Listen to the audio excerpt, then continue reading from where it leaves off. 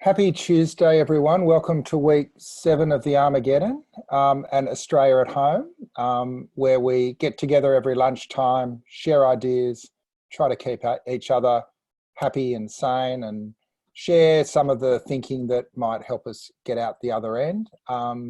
Tuesdays is Political Geekfest Day, where I go through the weekly essential report with our friends from The Guardian. I was hoping to have Katharine back this week, but she's been called to a very important briefing from the Treasurer. But we are lucky that we're going to be joined by one of her fantastic colleagues, Paul Karp, who writes out of Canberra on workplace issues, political issues, and is a great fella. So Paul's joining us today. Hey, Paul. Thanks very much, Peter. Cheers. Before we get cracking, I will just go through our basics, the first of which is to recognise that all of us around Australia are on Indigenous lands. I'm on the Gadigal land of the Eora people. I pay my respects to elders past, present and emerging. I know that you share with me recognising that this land was never ceded. Secondly, just for those, and I see a lot of regular faces, so I don't know if we need with our Geekfest crowd to go through the ground rules so much anymore, but we've got the chat, use it, introduce yourselves, throw some questions around, put yourself on gallery if you want to feel like you're part of a crowd, and we're recording it. So if you do come onto stage at any point, please keep it nice so that we can distribute it on all our favourite social platforms. Paul, you're new to this. You've come in a couple of times and actually asked some questions of some of our political guests. But as a guest, the first question that we always ask is, how are you going and how's the world changed for you over these last 7 weeks? Yeah, I've been going all right. It's about 50% working from home and 50% in at Parliament, because, there are still press conferences here, especially on days when National Cabinet is meeting. So probably the bigger impact has been on social life rather than work life, getting used to not being able to go out to the pub or entertaining 1 or tops 2 guests in the ACT at dinner, that being a rare treat rather than being able to see all your mates. But it's going all right. I also have to keep my foster greyhound from peeing on the carpet. That's been my main project in lockdown. ACT's been zero growth for a little while now. Is there a sense that people are, not to use the greyhound metaphor too much, but champing at the bit to get out, or do you feel that people are still happy to just sort of go the course? Well, Canberra has got a lot of outdoor spaces that you can enjoy and still remain distant from other people. But yeah, there are more people walking around Lake Burley Griffin, and you can tell that people are enjoying getting out and about a bit more now that they're slightly less fearful. Yeah, arguably Canberra was planned for a pandemic. You've got all those cul-de-sacs, and so you could isolate an individual suburb really easily, couldn't you, if you needed to? Yes, but we're still also an island within New South Wales, so you have it's slightly fewer restrictions, but you also are dragged along with this much bigger polity in terms of what the rules say you can and can't do. Yeah. Well, look, before we get into the slides that we go through every week at the Geekfest, I was just interested in what Frydenberg's up to today. There's been all sorts of briefings overnight. There's a big press briefing going on at the moment. So what's going on in the government, and how are they trying to shift the game this week? Right. So Josh Frydenberg is addressing the National Press Club, and he's talking about the economic impact of the COVID-19 restrictions, and he's put a dollar figure of $4 billion a week for every week that the restrictions stay in place. Basically, what the government's trying to do is to say, we've had great health results, we've got the reproduction rate of COVID-19 right down, so now can we start talking about how to get the economy going without compromising the health results? So everything in the political debate, restarting schools, which we're going to talk about later, downloading the COVID Safe app, and now talking about the economic impact of the continuing restrictions, is just trying to have this conversation about how do we get the economy and social life started again without compromising health. And how integral to that is their technology response? So the app was sort of this sort of golden ticket to get moving. The take-up's kind of flattened out over the last few days. Is he talking about that as well, or is it more now just talking about economic cost and sort of going a different tack altogether? Well, they're using every opportunity they can to tell people to get the app, and really presenting it as a precondition before National Cabinet meets to consider easing restrictions on Friday. But the 40% target that Greg Hunt has used previously is now not mentioned anymore. I'm not sure if he's been asked about the app yet, the Treasurer, but nobody's using the 40% figure anymore. It's just more is better. The more we get, the sooner we can get back to community sport or watching the NRL or whatever carrot they want to dangle at the end of the stick to say that that's why people should get it. Yeah, great. Look, let's dive into the report. This is where I do my very awkward screen share, trying to make it look like I know what I'm doing. I hit share, and then people tell me if I've managed to nail it or not.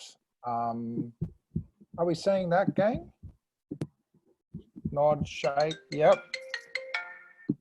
There comes the phone call coming in as well. So let's look at this. So the one thing you can say about the government at the moment is that they are doing this from a position of strength. The approval, here we go. Scott Morrison's approval week on week is going up and up. So we have now got approval levels at 64%, disapproval 27%. Very few people in the unknown.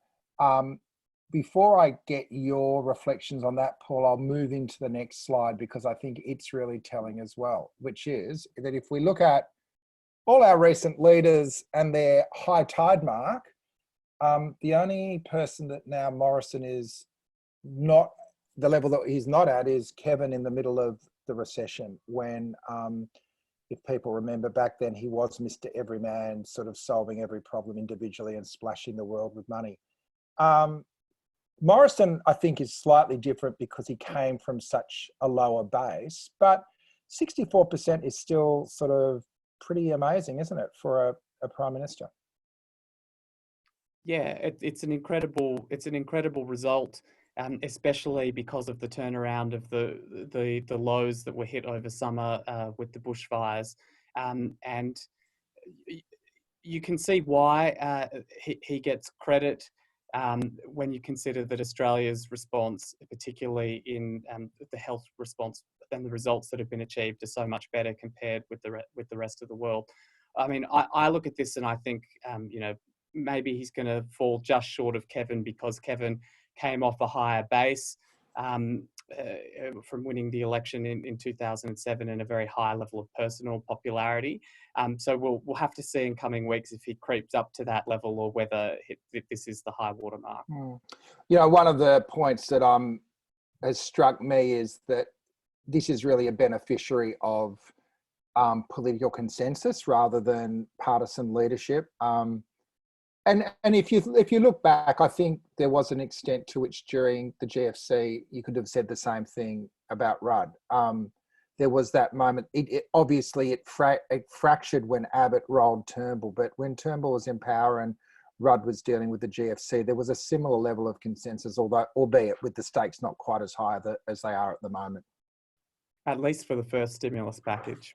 Yeah, correct. And then we've got, and the other interesting thing is that Morrison's been on the rise, whereas nothing, Albo's down a little bit in terms of his approval levels, but nothing to speak of. It's just hovered around that sort of, low 40s right through the process. His disapproval's pretty low. Still a lot of people are still to make up their mind. But, in a normal world, they're not horrible ratings for an opposition leader by any stretch of the imagination, are they? Yeah, and I think that the slight decrease in disapproval for Albanese backs up that point that you were making about bipartisanship and consensus. He hasn't been overly critical of the government. He's mainly talked about ways that the stimulus package could have been improved, but he hasn't been an overly negative presence in Australian politics.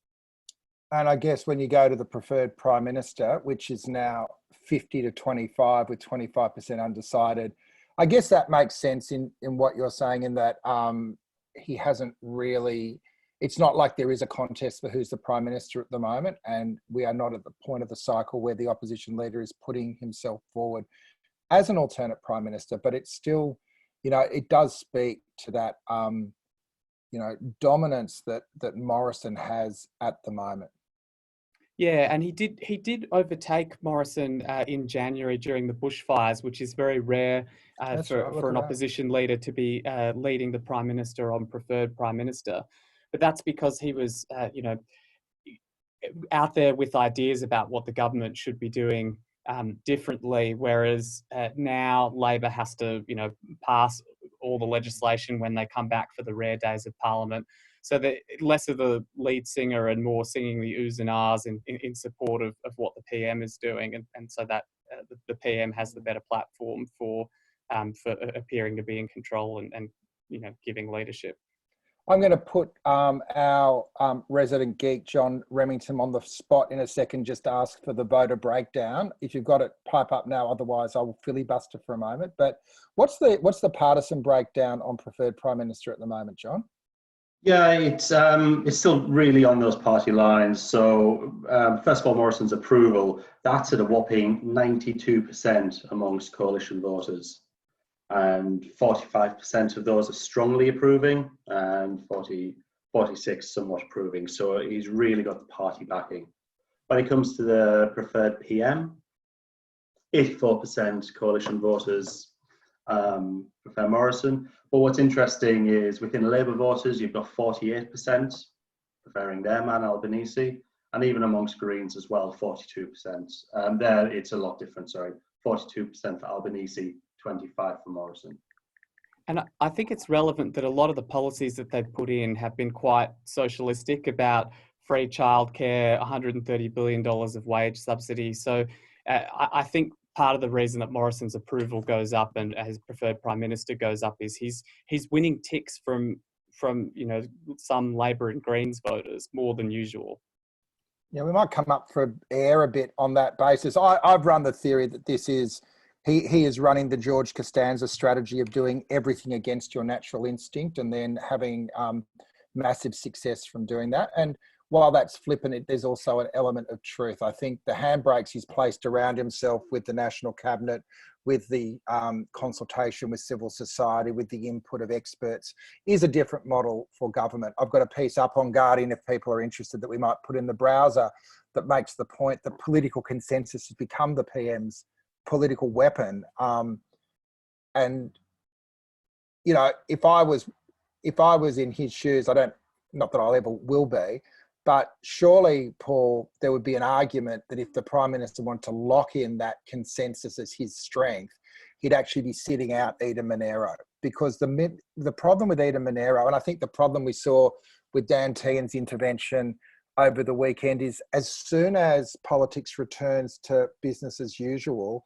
you lose that consensus, which is the bedrock of his superiority at the moment. So I feel like there's, over the next little period, going to be a bit of a game of chicken going on within the government, where they keep, the temptation is to return to type, but as soon as you return to type and become a politician, it's going to dissipate. Oh, I think Eden Monero, it's just too juicy an opportunity to let go by. To be the first government in 100 years to win a seat off an opposition at the by-election. So that's why they've jumped at that. For me, I think the crunch point is really going to be at the 6-month mark, when the Jobseeker payment, they say, is going to halve back to the ungenerous $40 a day level, and all the economic supports start coming off. I think that's where you're going to see the most bitter return to partisanship at that point. We might go to a couple of our friends in the gallery. Tom Anderson's got a question as a younger voter. Hi, Tom. Hi, how are you? Good. Yeah, so I guess my question, I wasn't voting when the last kind of crisis happened with the global financial crisis. And I guess we hear a lot of criticism for Labor from that time with reckless spending. I guess I want to know, was there kind of an increasing approval rating for the Prime Minister during that crisis as this crisis, or was it a different situation? Well, Rudd had this extended honeymoon that really reached its climax during the GFC. And I think, it meant that Labor had to trash some of its election policies, but its response was big spending. So there was a big homelessness package, there was a big schools and education package. And, we saw in that slide 70% support. I guess history will show it was very fragile support, and what the two things happened. One is climate change. People remember his greatest moral challenge and then walking away from that, and support slipped away after that. But they'll also, and I guess to the point I was making just then, once Tony Abbott re-weaponised partisan contest, a lot of the support withered away. Now, I'm not saying that's where Labor should go, but it shows, I think, that kind of consensus is a fairly foreign concept in Australian politics. Paul? Yeah, and I think that it's getting money out the door quickly by $900 checks was a successful policy at averting the GFC. But as it dragged on and on, there were, especially in News Corp papers, stories about, building the education revolution and pink bats that took some of the gloss off the success of having avoided the GFC and other issues. The perversely, having managed the economic side of it so well and avoided the worst of the GFC, then other issues took on greater salience, like the back down on the carbon pollution reduction scheme. John? In terms of the polling numbers as well, that high point for Rudd that we mentioned is higher than his average, so he did peak at that point. But as Peter and Paul mentioned earlier as well, Rudd had a higher base than where Morrison is as well. All right. We also had a question from Tim Diamond, but he looks like he's left his screen on sunset. So there he is. Hello, Tim. Hi there. So look, thanks. I think to some extent you might have already answered my question, but I was really just asking about the legacy of that other disaster we experienced at the beginning of this year, which is, of course, the bushfires, which seem to have sort of almost be forgotten now. But at the time, you recall, was seen as like particularly damaging for Scott Morrison because of his response was almost unfathomably bad. So I'm just wondering to what extent, has that just been completely deleted from public memory and politics now, or might there be some legacies somewhere, particularly in places that were badly affected by those bushfires? Yeah, Paul, I guess we're about to find out in Eden Monaro. Yeah, Eden Monaro is going to be the ultimate test of that. I think people are giving him credit for having handled COVID-19 particularly well, but I think in the communities that were affected by bushfires, that is a very potent issue for Labor to tap into, and we're going to find out which people are more upset about or pleased at. I think the other really interesting thing about Eden Monaro, for those that aren't from New South Wales, the Liberal candidate down there is Andrew Constance, who was the local member for Bega, who kind of went native in his trauma and grief and advocacy for his region and really took on Morrison over summer. So it seems to me that if the Liberals are going to run this by-election, I think Morrison is not going to be going around Cobargo trying to shake anybody's hand. He's going to leave it to Andrew Constance, and it will be send a voice to Canberra. I think they will revel in separating themselves out from the Prime Minister's summer performance and try to run it very much as Andrew Constance is our man. Labor's got the Mayor of Bega, who was also an advocate, and then the Nationals, because it is a three-corner contest, has John Barilaro, or as I prefer to call him, Pork Barilaro, who's been doling out a lot of money into the area in recent weeks, which some believe may have been a long time coming. But Paul, a three-way political contest is, they're not common. How does that play out? Does that give Labor a bit more of a chance of holding on, in your view? So it creates some practical difficulties for the coalition because, if there's a spending announcement, which candidate do you invite? And to have different messages about Are we thanking Scott Morrison for how well he's handled COVID, or are we, are we trying to encourage the junior coalition partner to cause trouble for Morrison? So those three-cornered contests can create difficulties, but given most of the votes return on the second preference, I think as long as you don't have someone coming from outside as a bomb thrower, like you did in Gilmore, for example, where the disaffected ex-Liberal candidate ran as an independent and kind of threw bombs into the contest, that having two Conservative parties isn't necessarily a bad thing, and the votes end up all on the one side and could push that candidate over for the win. Yeah. And I guess the final thing on the by-election, so Paul, 1 in 100-year pandemic, 1 in 100-year if it changes hands. What would losing that by-election mean for Albo and Labor? Or do you think it'll just be waved through as kind of these are strange times? Yeah, I don't think they should. I don't think they should panic, because 1 in 100 years, yes, but there aren't actually that many. There aren't actually that many by-elections, and they're not usually on this sort of margin. They're not usually in opposition-held seats. So I don't think they should panic, and we're not seeing the sort of pre-positioning.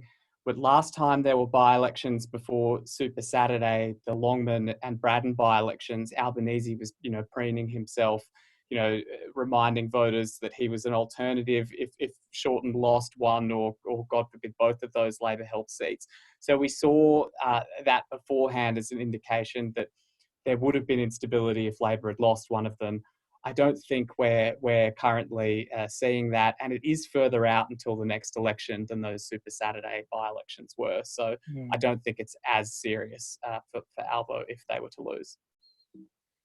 Great. Let's dive back in, because the issue of the week, I think, or at least the weekend, has been the schools and to open or not to open, and who decides. In general, I think we've had a bit of an uptick in people wanting to see restrictions eased. So this is a question we've been asking over the last few weeks. When do you think government should start to ease restrictions on travel, gathering to our offices, shops, restaurants, blah, blah? You can see the slow walk up of within the next fortnight, up to 20% within the next month, another 20%. So that's hitting at 40% before the end of the month. Another 15%. So we've now got 55% that think that the restrictions should be eased within a month. 37%, which is down 5 from 42 the week before, just saying it's too soon to consider easing restrictions. I guess there's a question for you in the centre of politics, Paul, and then probably a question for those in the chat. And I'd be interested to know the views of those in our chat as well, if you want to, whether people do think it's too early to start easing. But the consensus seems to be emerging that we just can't afford to keep the restrictions up as is. Is that right, Paul? Yeah, and the reproduction rate of the virus is now below 1 in every jurisdiction, as well as nationally, obviously. So they're now trying to find a better balance where they can keep the screws on in terms of reducing the number of active cases, but to have economic and social life return. So yeah, it is a shorter time frame than the kind of 6 months that was warned of in mid to late March, but I think they kind of do have to start looking to ease it, because the results have been so good that perhaps they can achieve both. Well, ground zero is, of course, the schools. This was a question asked last week, and it was really split. 45% say schools should reopen for all children, just under half. 36%, 45, sorry, of all Australia. So the first chart is the national sample and then parents. No real difference there, John, between the different cohorts, but about a third saying it should only be open for children of essential workers, quarter saying they should remain closed, and the balance, 45%, saying it should reopen for all children. And in a separate question, a little bit of a mixture here. So 50% of participants say schools should teach most students. So where the first one was propositions, these were statements. Schools should teach most students remotely until the outbreak passes 50%. 52% it's unreasonable to expect teachers to prepare separate lessons for both. 42% say of parents say that even if the schools are open, they'd still choose to keep their children at home. My first question to you, Paul, is why is schools so central to the political debate, and why does the PM seem so obsessed with schools? I think the reason that schools have been such a battleground is that looking at the science and the epidemiology of it, children are less likely to get infected and are less likely to pass it on to each other and to adults. So it's kind of a logical first step of, if you're going to reopen one part of the Australian economy, you would start with schools. But it's a really difficult debate because this is one of the few areas that the federal government and the states have been in massive disagreement about, because Victoria takes a much more precautionary approach about, worried about the teachers, worried about the parents dropping off the students. So it's been something that they've disagreed with the entire time. I mean, in March, we were having arguments about whether or not to close them. Daniel Andrews and Gladys Berejiklian got their way, largely because parents were voting with their feet and keeping the children home. And then the argument was just delayed for a few months. Now we're looking at the road out to have the argument again about when to reopen them. And what did you make of Tian's play? Like, what was that all about on Sunday? He went extremely hard at Andrews and then he gave a full 180 back down. Was that Prime Minister rolling over the top, or what was happening? Well, it's been building for weeks where, Morrison did a whole bunch of media leading up to National Cabinet a few weeks ago, urging schools to reopen. And then he emerged from National Cabinet with a document that said, actually, states run the schools and you should listen. If you're in Victoria, you should listen to the Victorian Premier. So the federal government had tried to do this before and had fallen a bit flat, and it happened again. I mean, Tian's been working up to it by first threatening the funding of independent and Catholic schools if they didn't reopen, then offering them early money if they did reopen. And then this built up to the Insiders interview where he was, going to persuade the states to come along and reopen their schools. But he just overreached by making it too personal to Daniel Andrews, attributing blame to him for educational disadvantage if students were still learning remotely from home. So it fit the contours of what they wanted to do to build up pressure on the states, but in terms of its execution, it was just too blunt. And as a result, he was forced to back down an apology and withdrawing that remark about a sledgehammer to children's education. So so is this a white flag from the government? It's now for the states to run, or how does Tian regroup on this, Paul? Well, Victoria is doing a testing blitz before deciding when the state of emergency ends on the 11th of May, what its plan from here is. And although Victoria has stubbornly resisted the federal government's push to reopen so far, other states are getting on board with that. Queensland and New South Wales have now announced timetables to phase coming back, starting with, 1 day a week or starting with the year 11s and 12s. So although the federal government does keep losing these episodes in a dispute with the Victorian government, the argument is shifting slowly in their favour with other jurisdictions reopening schools. And I think, eventually when the health advice in Victoria changes and says that it's okay, then it probably will happen soon. Great. I am going to try to get Kos Samaras up now. Kos is a strategist and researcher working out of Victoria. My team backstage is on the call line 61407, so obviously dialed in on his mobile. But if we can bring Cos up, he's been running focus groups, I think over Zoom as well over the last few weeks, particularly in Victoria, and has some really interesting insights around what's been happening, particularly around the education issue. Have we found Cos? Yep, I'm here. Hello, Can you mate. hear me? How are you? Yeah, Oh, there. yeah, You're a I'm real here. person. We've got a face. That's right, exactly. It's not like Um, Charlie's Angels anymore. That's right, that's right. Yeah, we've been running groups since the beginning of the crisis. So these are focus groups, and we've been primarily focusing on people in 3 categories. So that's individuals who still have a job but are working from home, frontline workers or people that have to work, so couriers, truck drivers, tradies, nurses, coppers, etc. And obviously then those individuals who are either on now Jobseeker or in the process of acquiring Jobkeeper. And that number's obviously growing as we've seen the stats from the ABS today.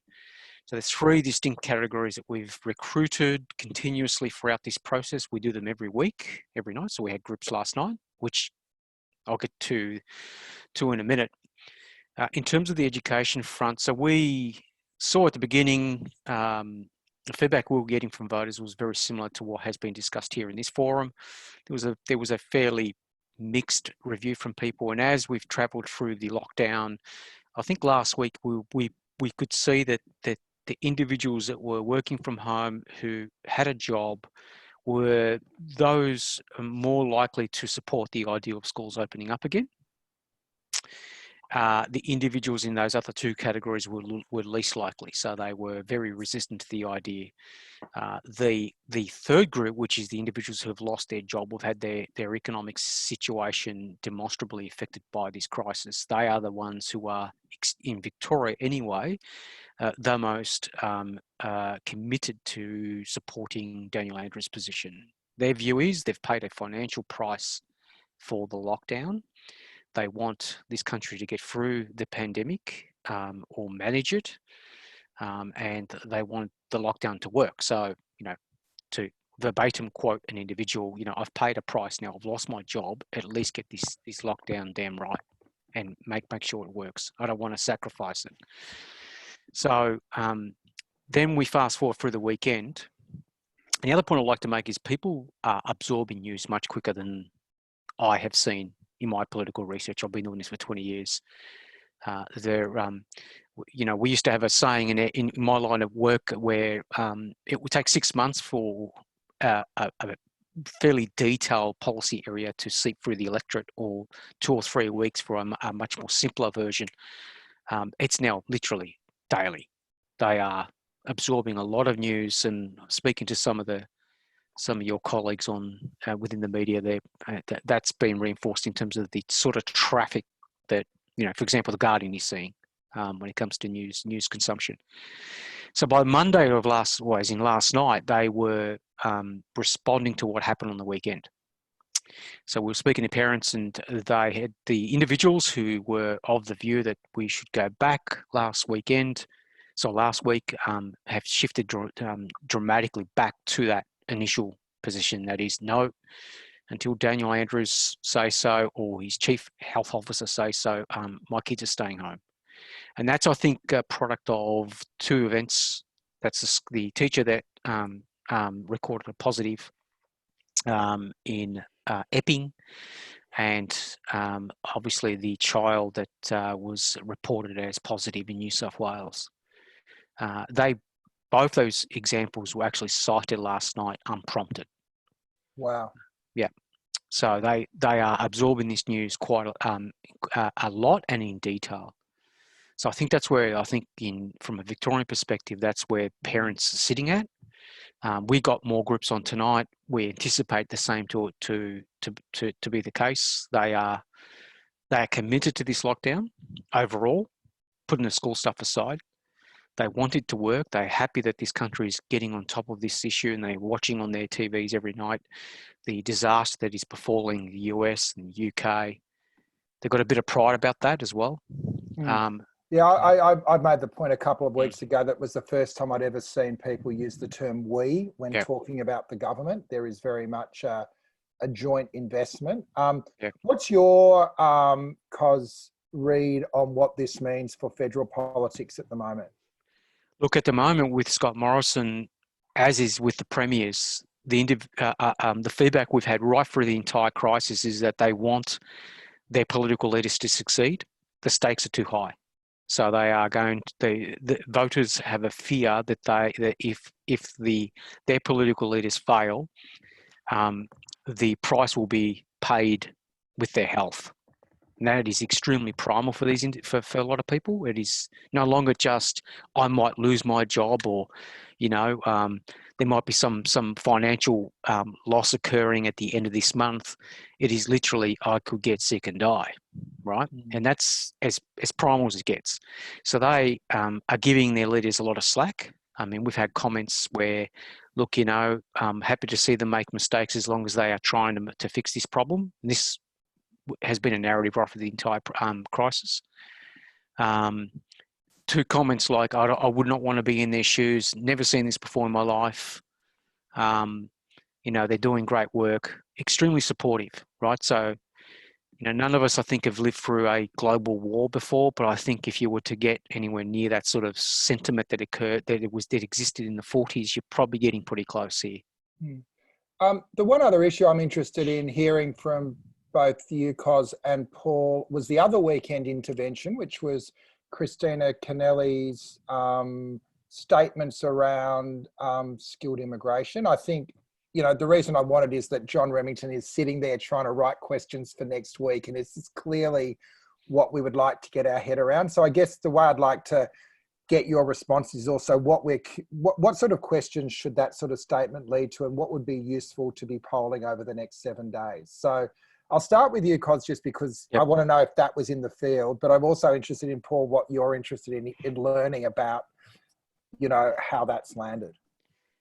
Yeah. So I use the term within political circles that if you're going to obsess about immigration and so on, your audience really is the 6 million individuals who are currently dealing with job loss or loss of wages in this country. So we have a sense that these individuals are waiting for someone to blame, that we have not worked that out yet. We don't know what the political implications of that will be, but there's a lot of anger and it's brewing. There's a realization, particularly amongst the older cohort, individuals in their 40s and 50s who have lost their jobs. They have a sense that the possibility of them never working again is high, particularly given the state of the economy, and they are acutely aware of that as well. So any political party that doesn't spend significant bandwidth talking to these individuals and goes back to the political dialogue that they were having with the electorate prior to the crisis will pay a significant political price. I've not seen a sentiment of this nature ever since I've been sitting in focus groups now for 15 odd years. It's a powder keg. It's waiting there to go off. I don't know what it's going to look like at the other end, though. So there's a couple of competing narratives. One is blame China. Yeah. Obviously, one's going to be blame migrants, and the other one will probably be blame capitalism. Is there anywhere else you can go? Not really. The anti-China stuff's not really working. We are testing that. People are quite realistic about what is going on globally at the moment. They think that a lot of other countries are messing this up. They blame the US just as much as anyone else. So I don't think that's working at the moment, but we don't know. That could easily turn, when these individuals get frustrated and irrational, because we all suffer irrational thoughts when we're under extreme stress, that could easily turn. So, Paul, what did you make of Kennelly's intervention on the weekend? Well, I thought it was of a piece with some things that Bill Shorten was also running on, in terms of there are too many people on temporary visas in Australia, and packaging that up as we're concerned about them getting exploited, but it also does the Australians should have the first crack at jobs in Australia sentiment that people have.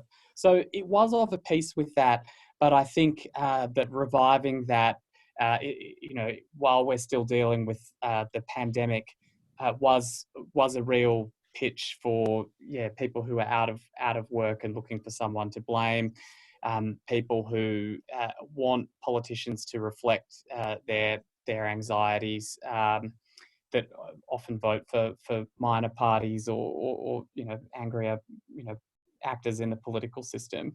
But as a strategy, it's going to be very interesting to see whether they win any votes off it, or whether it just increases the salience of an issue that, in general, voters give the coalition higher marks for their handling of the immigration program. So perhaps not the greatest strategy, but we'll see. It has always been a trope that has frustrated Labor, that the coalitions run big on border protection, focused on asylum seekers, while expanding the skilled migration program right through the Howard years.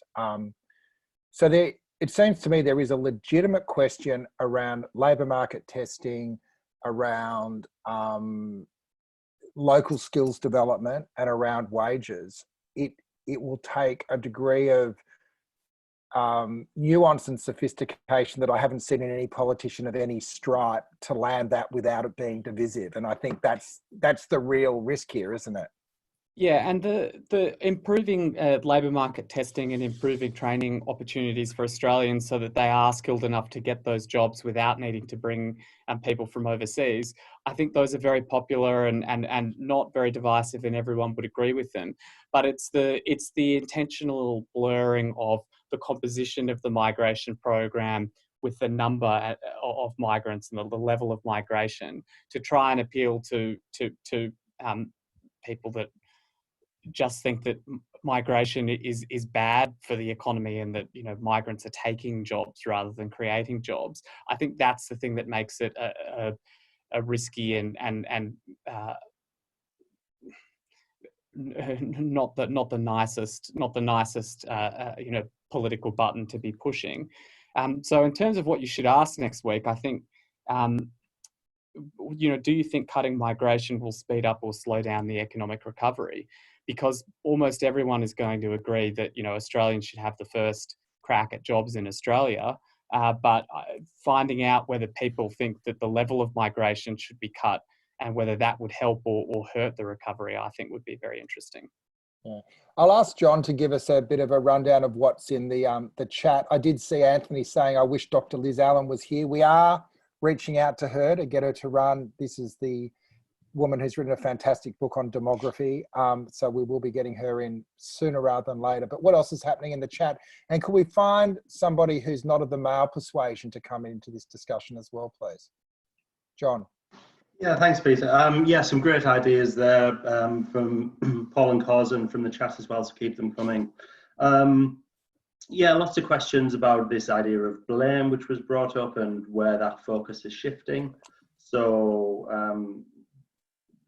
yeah, there's some good discussion there. Just coming back to some earlier questions as well, and if it doesn't get a little bit too technical, there were some questions about our sample size and who are the people we speak to, and how do you get to be on one of our polls. So it is representative of Australia as much as we can. We do it online, and we use a series of research panels. So they're dedicated people, so you sign up to these things, you can find them online, and you will get asked to do lots of different types of research, market research, social research, and our polls go into those. We make sure it's representative of all states and genders and age groups in Australia. And we speak to 1,000 people as well. So a lot of people, and pretty broad, to get as best sense of what's happening around the nation as we can. Great. I'm going to go into the last few slides, absent any questions coming through, gang. Justice, Robin, would you like to ask a question? You there? I'm here. Hello, Robin. My question was about the large group of people who are unsupported through the government initiative. I've been a volunteer at the Asylum Seeker Resource Centre for 4 years or so, and I've seen the way people struggle to live on nothing. So I'm just wondering if the focus groups have had any comments to make about that, or if they're even thinking about them. because if it weren't for some of the social groups, people would literally be starving. And, you know, I don't think that's overstating the case at all. Cos, anything coming up on the plight, I guess, of both international students, those on visas and asylum seekers? Have we purposely muted Cos, or has he muted himself? He'll have to do it in sign language otherwise. There he is. Yep, done. Yep. We have been successful in getting some of those individuals into a research environment where we could speak to them about their best described trauma. Yeah, that's a very difficult area because they obviously are doing it really tough. They feel they've been left behind, left out. So they are right on the edge of what I'd say the society's edge right now, and they feel as such, as in they feel that they are ignored by the political dialogue that's going on at the moment. But at the same time, they are supportive of what is going on in terms of the lockdown. It's a really strange situation where they know that there's this great big enormous health risk on the horizon that these governments are trying to prevent from overrunning us, and that's concerning them quite a lot. But they're trying to balance that between obviously getting the next meal, which is a huge problem. In Victoria, I mean, obviously the Victorian government's stepped in and is helping out migrant students quite a lot, which was quite helpful. So we saw a bit of the feedback from that over the last week or so. And Paul, you've been doing a bit of reporting on foreign visa workers. What have you been learning? Yeah, so what I've seen is that the Jobkeeper program, because most visa holders can't get the $1,500 fortnightly wage subsidy, it actually creates an incentive for, you know, employers to stand down migrant workers first, because they can, you know, keep the Australians that are getting the wage subsidy to do what remaining work there is and have their wage bill paid for by the federal government. And it's really sad that it is having that effect, that people are having to rely on charity and food banks to get by. My colleague Ben Doherty has been doing most of the reporting on the impact that's had on people. But yeah, I don't think that the government is close to backing down on the 1.1 million people excluded from Jobkeeper for that reason. And you can hear it in their rhetoric about, you know, people who are out of work and on visas in Australia should return home. That if anything, they are trying to make a virtue of the fact that program doesn't extend support to temporary visa holders. So unfortunately, I don't think that is set to change. That might segue into our last couple of slides, which was around, I think, the Jobkeeper, Jobseeker. So there is a really live debate now, isn't there, about the doubling of New Start at $40 a day was totally unsustainable, and business, unions, most of civil society, most of society was ready for an increase. It's been doubled. The question is, where does it go? This is a kind of complicated graph. I almost feel that John needs to talk us through it because it's probably beyond my pay grade. On the left, we've got the total. Do you want to take us through it, John? Yeah, sure, I can do. So, yeah, focus on the area on the left there. What we're looking at is 41% of people say they would support maintaining the current rate, which is the increase, doubling, which is now at 560. The lighter shade, 29%, saying an increase from where it is now, but to what is equal to the single pension amount, which is about $472 a week. The lightest shade up there, returning back down to the former rate, which is 285, and the people at the top who are unsure. First, the next group of charts, really showing it's very split by age. So the highest support for the larger increases are amongst younger people, dropping down when you get to the 45 to 59-year-olds and 60 plus. And then, as you may expect, the cluster on the right-hand side kind of split by party lines, so highest support for increases amongst Labour and Greens voters, less so amongst Coalition, and the group we've defined as other, which includes independents and other minor parties. I'm just going to do one more slide before we go back and maybe discuss Jobseeker a little bit more. A final one is just Australia's response compared to other countries. So, surprise, surprise, we all want to be New Zealand. Very good or quite good at 79%. So if Australia was voting in the upcoming New Zealand election, I think we'd have a return Ahern government. But we're, you know, if you compare that to the countries where things haven't gone so well, we don't want to be in China, we don't want to be in the UK, and of course we don't want to be in the US at the moment. And I think that speaks a lot to the high approval ratings also that the PM's getting, Paul. Yeah, and this slide is very interesting because it shows that the state government and the federal government have very similar levels of support. Almost, you know, people aren't differentiating about which level of government is driving policy at national cabinet, or to the extent that they do differentiate, they think the state government has done a slightly better job. So I think in all those weeks when we were having debates about, you know, how far the shutdown should go, what sort of shops should close, and Gladys Berejiklian and Dan Andrews were having to drag the Commonwealth to having a more extensive set of restrictions. At the end of all that, you know, people haven't differentiated between whether it was the Commonwealth or the states that were driving the changes. They're just seeing that it's worked, and they're rewarding them both almost equally. Great. I think we'll come up for air there and just... So, Cos, the politics of New Start, and we're hoping to get Cassandra on the phone, Cassandra Goldie from ACOS, for the last 5 minutes. If she comes on, we'll give her the floor. Peter, oh, hello. Hi. Welcome. Welcome to our little virtual Geekfest. Yeah. What do you make of those figures on New Start? It seems that people recognise, or a large number of people recognise, it can't quite stay where it is now, but they don't want it going back to where it was. Yeah, look, I think the results of that poll are really positive and encouraging, and a long way from where we might have been some time ago.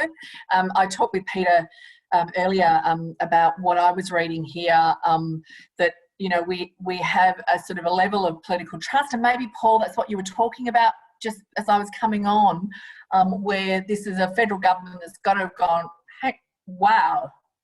This is where we are in terms of now a sense of political success and what has been the factors that have led to that. A big part of it has been, of course, that strong sense of, unity around a shared purpose. And as our treasurer just said at the press club just previously, that their message to the country was, "We have your back." And he said that in the context of their decision to double the level of the social security payment. So I don't underestimate that we have a job on our hands to continue to persuade this leadership that what they did then was the right thing to do, and if they want to secure the kind of level of political support ongoing, that they are going to need to continue to do more of that. But their decision to double the social security payment was, I think, because they actually took the best advice about what was needed, and if they want a good economic recovery, putting a lot of money in the hands of people who they can have confidence will actually spend it is everything. It's the demand side that's going to be such a problem in the economy going forward. People are going to be very worried about, can I afford to do anything? Even if you get a job, you're going to be worried about it.